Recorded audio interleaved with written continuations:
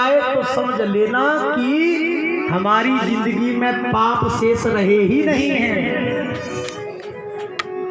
तो मन उनका नहीं लगता जिनकी जिंदगी में अभी बहुत पाप हो, तो मन को तो कथा में लगाना पड़ता है, तब कथा के पुण्य की प्राप्ति होती है। अच्छा, ये तो 3 बेटियां हैं, किसकी बेटियां हैं? स्वधा की बेटियां हैं। स्वधा किसकी पत्नी है? पितरों की पत्नी। और स्वाहा किसकी पत्नी है? कल हमने कथा सुनाई थी आपको, किस किस को याद है? अग्नि की पत्नी का क्या नाम था और स्वधा के पति का क्या नाम था? स्वाहा के पति का क्या नाम था? किसी को याद नहीं। अग्नि की पत्नी का नाम है स्वाहा और पितरों की पत्नी का नाम है स्वधा।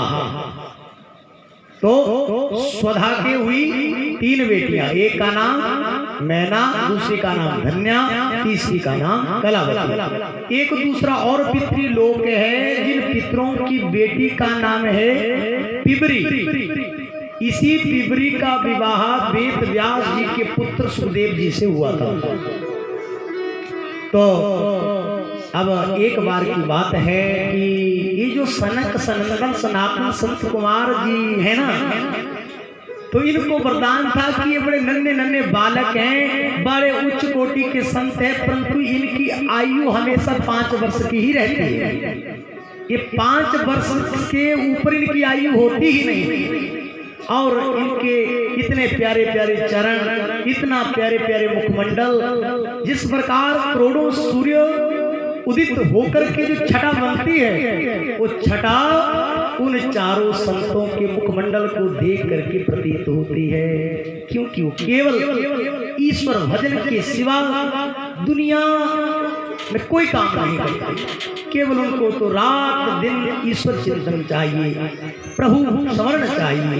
एक दिन की बात है कि सनक सनंदन सनातन संत कुमार एक जगह अपनी तपस्या में बैठे हुए थे, साधना में बैठे हुए थे, भजन में बैठे हुए थे, और उसी रास्ते से ये तीनों बहनें मैना, धन्या और कलावती जा रही थी।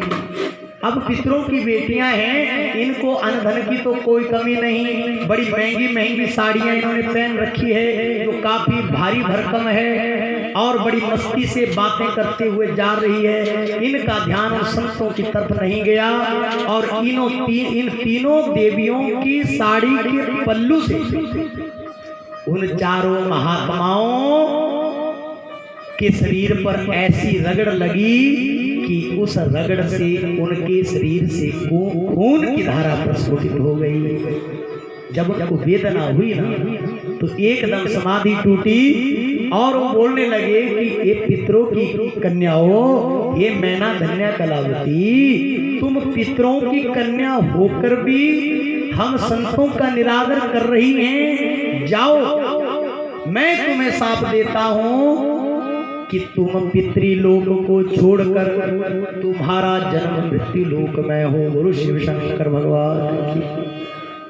जब व्यक्ति की जिंदगी में कष्ट आता है ना, और हमारी जिंदगी के जितने भी रिश्तेदार हैं जो हमें हमारे सुख में हमसे बड़ा प्रेम करते हैं, जब संकट का समय आता है तो सभी हमसे रिश्ते नाते तोड़ देते हैं, और हमें केवल ईश्वर की याद आती है।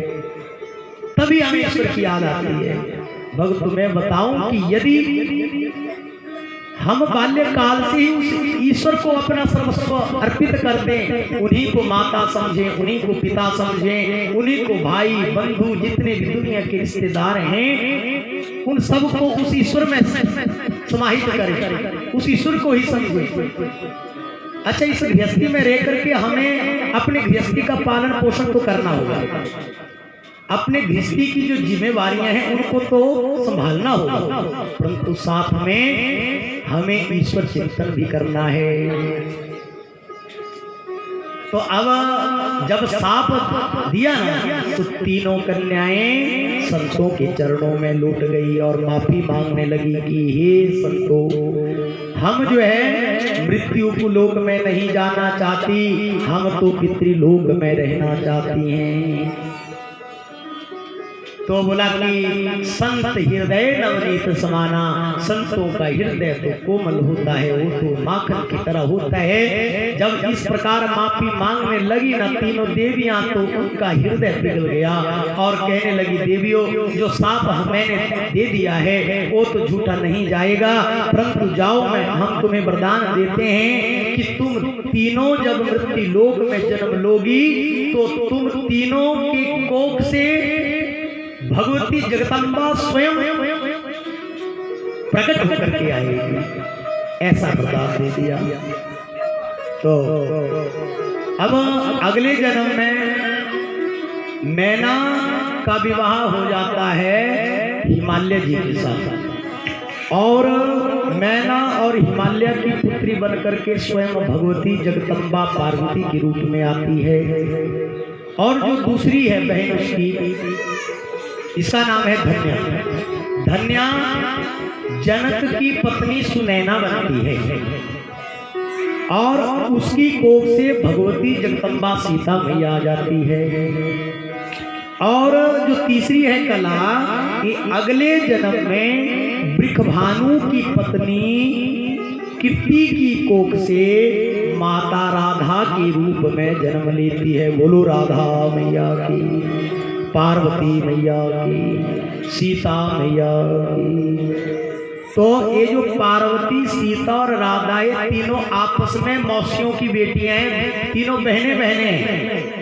परंतु एक सतयुग में आई, एक द्वापर में आई और एक त्रेता में आई। एक युग में नहीं आई, तीनों अलग अलग युगों में इनका जन्म हुआ। तो मैना का विवाह हिमालय राज्य से हुआ। तो बड़ा तप किया इन्होंने, दोनों पति पत्नी भगवान का चिंतन करते। धन की कोई कमी नहीं थी, अन्न की कोई कमी नहीं थी हिमालय के यहाँ। तो सबसे बड़ी पुत्री इनके गंगा इनके घर में पुत्री रूप में आई।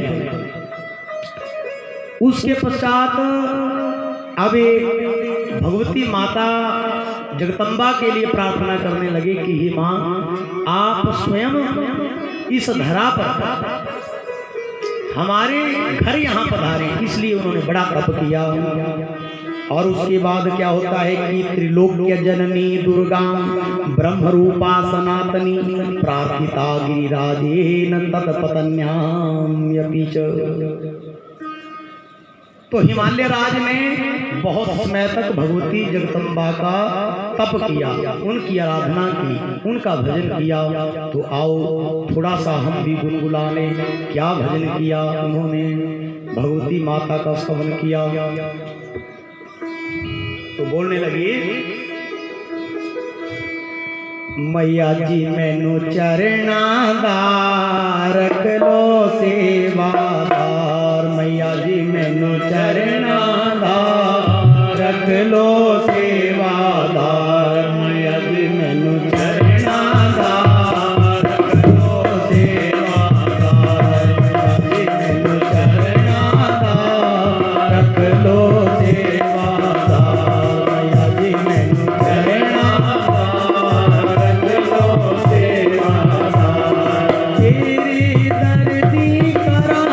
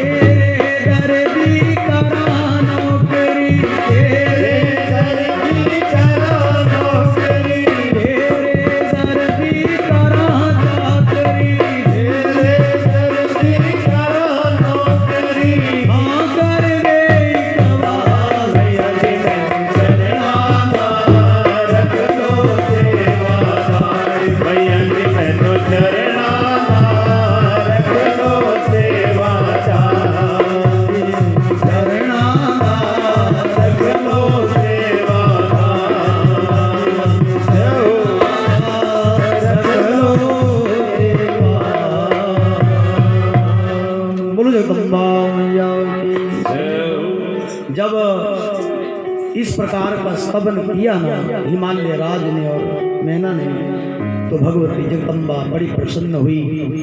सती मरत हरि सन बरु मांगा, जन्म जन्म शिव पद अनुरागा। तेहि कारण हिमि गृह आ जाई, जनमी पार्वती तनु पाई। सती मरत हरि सन वरु मांगा, जन्म जन्म शिव पद अनुरागा। तेहि कारण हिम गिरि गृह जाई, जनमी पार्वती तनु पाई। जब भगवती सती अपने शरीर का परित्याग करने लगी ना, तो मन में उन्होंने यही वरदान अपने पति भोलेनाथ से मांगा था कि प्रभु मैं जन्म जन्म तुम्हारी ही अर्धांगिनी बनती रहूं। और इस प्रकार बोला कि जब व्यक्ति मृत्यु के समय में जो सोचता है वही शरीर उसे प्राप्त हो जाता है। अंत मता सोगत, अंत समय में जो बुद्धि मनुष्य की होती है, जीव की होती है, अगले जन्म में उसी रूप को है वह प्राप्त कर लेता है। अब भगवती जगदम्बा के मन में भी यही जिज्ञासा थी कि अगले जन्म में मुझे शिव ही पति रूप में प्राप्त हो। तो अब माँ उन दोनों के ऊपर बड़ी प्रसन्न हुई और प्रसन्न होकर के माँ जगदम्बा जगजननी अखिलेश्वरी निखिलेश्वरी कोटि कोटि ब्रह्मांडों की नायिका अष्टभुजाधारी जगदम्बा उनके सामने प्रकट हो जाती है। वो जगदम्बा महारानी की और बोला कि ये हिमालय और मैना, आप किस कारण से तप कर रहे हैं, मांगो मुझसे क्या मांगना चाहते हैं। तो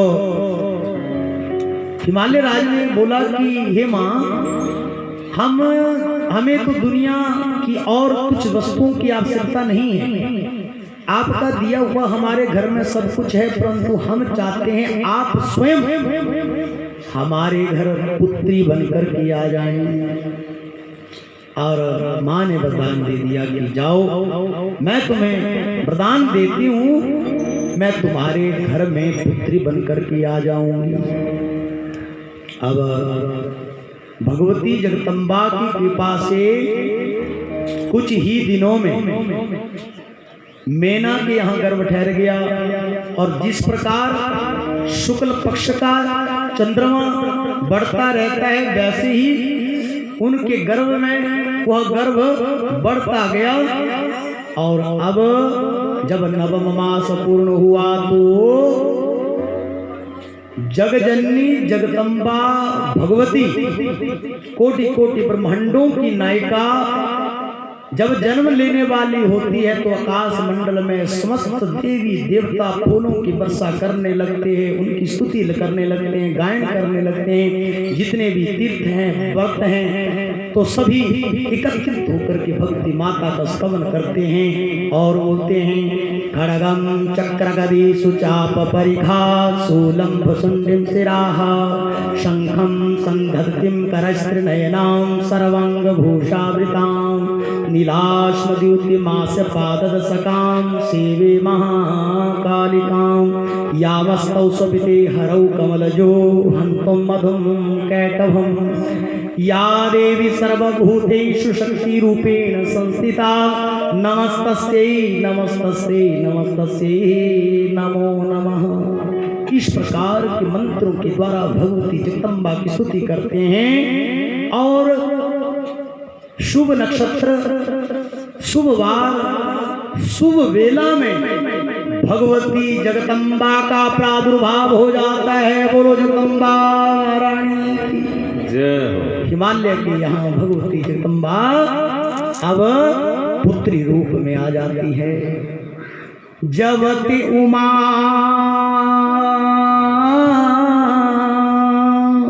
शैलगृह जाई सकल सिद्धि संपत्ति छाई। भाई जब से बोला जब ते उमा शैलगृह जाई, शैल का मतलब है पर्वतराज, पार्वती के पिता का नाम है शैल, पर्वतराज हिमालय। तो जब भगवती का जन्म हिमालय के घर हुआ तो सकल सिद्धि संपत्ति तह छाई। तो उनके घर में अन्न धन की कोई कमी ही नहीं रही, इतना अन्न धन हो गया कि उस संपत्ति के पहाड़ बन गए। और बोला कि कन्या बन जगदंबिका आई, सौंदर्या की अधिष्ठात्री कहाई। कि भगवती जगदम्बा स्वयं हिमालय के घर में उनकी कन्या बनकर आई। तो वो इतनी सुंदर थी माँ भगवती कि करोड़ों चांद यदि एकत्रित हो जाएं एक जगह और भगवती माँ को एक तरफ खड़ा कर दें तो वो चांद भी माँ के आगे फीके पड़ जाएं। और व्यास जी ने तो यहाँ तक लिखा कि माँ की सौंदर्य का वर्णन करने में मेरी कलम में सामर्थ्य नहीं है। ऐसी भगवती जगजननी जगदम्बा माँ का जो है सौंदर्य था। गिरी सम्राट हरस अति भयऊ, मैना हरस पारावार न लेऊं। बोला गिरी सम्राट, पर्वतराज को गिरी सम्राट कहा गया कि हिमालय राज हर्ष अति भयऊ।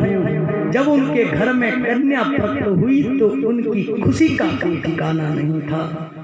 परंतु आप सोचो यदि आपके घर में कन्या आ जाए तो आपको कितनी प्रशंसा होती है।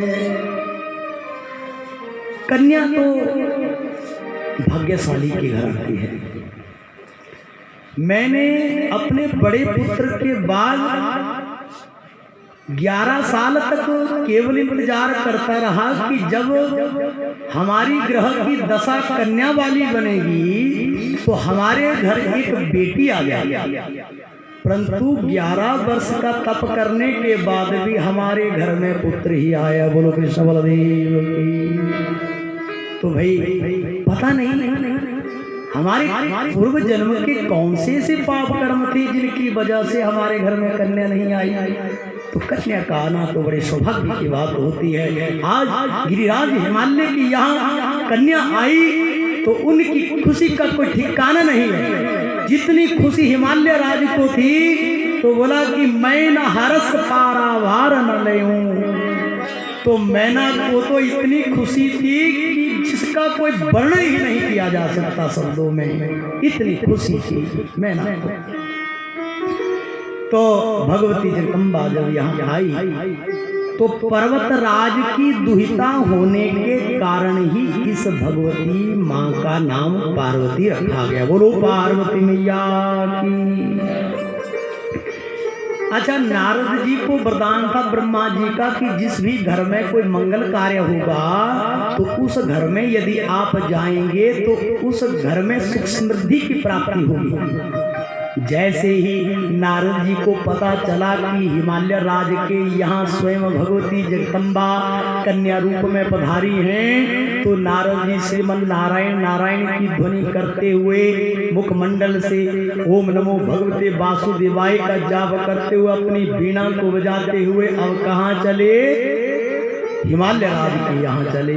और जब वहाँ पहुँचे तो हिमालय राज और मैना अपने आप को बड़े सौभाग्यशाली समझ रहे हैं कि एक तरफ तो स्वयं भगवती जगदम्बा हमारी पुत्री रूप में हमारे घर में आई हुई है और एक तरफ हमारे घर में एक बहुत बड़े संत आए हुए हैं। तो उनको बड़ी खुशी हुई और उन्होंने उनका बड़ा भव्य स्वागत किया नारद जी का। उनको बैठने के लिए सोने का सिंहासन दिया गया। उनके चरणों को गंगा जल से सोने की परात में पखारा गया, उन चरणों को धुलाया गया। अनेक प्रकार के चंदन का लेप उनको लगाया गया, अनेक सुगंधित पदार्थों से उनकी पूजा की गई, खाद्य पेय पदार्थ उनको खाने के लिए दिए गए। इस प्रकार की उनकी सेवा की। शास्त्रों में कहा गया है कि जिस भी गृहस्थी में कोई संत आ जाता है, ब्राह्मण आ जाता है, गुरुजन आ जाता है, तो वह घर तीर्थ रूप बन जाता है। और तीनों को कहा कि ये संत, ब्राह्मण और गुरुजन चलते फिरते तीर्थ हैं। इनको तीर्थ की संज्ञा दी गई कि ये चलते फिरते तीर्थ हैं। आप तीर्थों में जाते हैं तो आपको स्वयं चल करके जाना पड़ता है, वहां तो एक जगह स्थापित हैं, परंतु ब्राह्मण, संत और गुरु ये तो चलते फिरते तीर्थ हैं। तो अब दोनों पति पत्नी ने नारद जी का बड़ा स्वागत किया, उनको प्रणाम किया और उनकी बहुत सेवा शुश्रूषा की। अब नारद जी के मन में आया और हिमालय राज से कहने लगे कि अरे हिमालय राज, मैं आपकी पुत्री को देखना चाहता हूँ और उसका भविष्य में बताना चाहता हूँ। तो नारद जी ने भगवती जगदम्बा के जब दर्शन किए तो मन ही मन उनको जो है वो प्रणाम करने लगे और कहने लगे कि देखो हिमालय, ये कोई साधारण बेटी नहीं है, इसके नाम भी कई होंगे। इसको कुछ लोग उमा बोलेंगे, कोई लोग अंबिका बोलेंगे, कोई भवानी बोलेंगे, कोई पार्वती बोलेंगे। इस प्रकार इनके हजारों नाम होंगे और इस समस्त गुणों से संपन्न होगी। और जिसके साथ भी इसका विवाह होगा वो व्यक्ति अमर हो जाएगा। और बोलने लगे कि ये बेटी आप माता पिता के भविष्य को भी उज्जवल करेगी, आपकी कीर्ति को भी बढ़ाएगी, आप बड़ा यश पाएंगे, आपकी बड़ी कीर्ति जो है चारों लोकों में फैलेगी। और इस कन्या के दर्शनों को बड़े बड़े देवता भी तरसेंगे, ऐसा बोलने लगी। परंतु एक बात है, इसके भाग्य में कुछ कमी है। वो क्या है? जोगी जटिला काम मन नगन अमंगल भेष, अस स्वामी यह कहाँ मिलही परिहस्त अस रेख। परंतु हिमालय राज, हे मैना, आपकी पुत्री के हाथ की रेखा बोलती है कि जो इसका पति होगा वो कैसा होगा? वो नग्न वेशधारी होगा, जटाजूट वाला होगा, शमशान में रहने वाला होगा, भस्मी रमाने वाला होगा, सर्पों को गले में धारण करने वाला होगा, भांग धतूरे का सेवन करने वाला होगा। ऐसा पति तुम्हारी इस लाडली बेटी को प्राप्त होगा। जब ऐसी बात सुनी ना तो सूख गए मुख मातु पितु, आनंद हवा हो जाए, व्याकुल देखी देवरसी, धैर्य दियो समुझाए। कह मुनि सहिमवंत सुनु, नो विधि लिखा लीलार, देव दनुज नर नाग मुनि, कौन मेट निहार। तो जब इस प्रकार की बात पार्वती की माता ने सुनी ना, मैनावती ने, तो उनका मुख सूख गया, उनके ओंठ सूख गए और जो आनंद वो अपनी पुत्री के आने पर मना रहे थे वो आनंद समाप्त हो गया और व्याकुल हो गई। जब इस प्रकार की व्याकुलता से भरी हुई मैनावती को देखा नारद जी ने, तो नारद जी उनको समझाते हुए कहने लगे कि धैर्य दियो समझाए। उनको धैर्य देते हुए समझाने लगे, कह मुनीस हिमवंत सुनो, जो विधि लिखा लीला। कि अरे हिमवंत हिमालय राज और मैनावती, जो एक बार विधाता ने हमारे भाग्य में लिख लिया होता है तो उस भाग्य को कोई नहीं मिटा सकता। जो भी पार्वती के भाग्य में लिख दिया है कोई उसको मिलेगा। बोला देव दनुज नर नाग मुनि को न मिट निहार। कोई देवता, कोई दानव, कोई मनुष्य, कोई मुनि, कोई संत, कोई ब्राह्मण, उस भाग्य को मिटाने में सक्षम नहीं है। तो मैना ने जब ये बातें सुनी तो मैनावती की आंखों में आंसू आ गए और मैना बोलने लगी, यदि ऐसा पति इसको प्राप्त होगा तो मैं जाओ आज से कसम खाती हूँ, जब ये विवाह के योग्य होगी तो मैं इसका विवाह ही नहीं करूंगी। इस प्रकार सोचने लगी मैनावती और बोला कि देखो शास्त्र में लिखा है जन्म मरण और पर्ण, जन्म मरण और पर्ण, पर्ण का मतलब है विवाह, तो ये भगवान के हाथ में है। आज तक दुनिया का बड़ा से बड़ा साइंटिस्ट हो जो चांद पर भी पहुंच गया हो, वो भी जो है इस काम को नहीं रोक सकता। अपनी मर्जी से किसी को जो है इस दुनिया में नहीं लाया जा सकता, किसी को अपनी मर्जी से मृत्यु के घाट नहीं उसको उतारा जा सकता, कोई अपनी मर्जी से विवाह नहीं कर सकता।